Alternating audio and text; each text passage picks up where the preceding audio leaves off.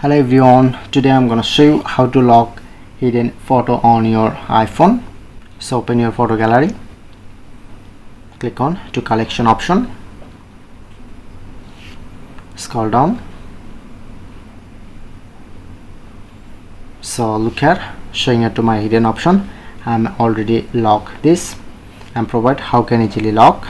So go back, open your settings, scroll down,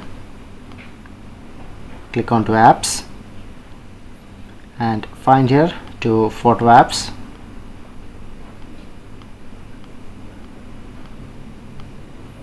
Open your photo apps. So you need to just make sure this option use Face ID. When you enable Face ID option, then lock your hidden apps. Like disable this. Okay, now it's unlock. I'm easily open and enable Face ID, then lock this. So that's it, that's how you can do it.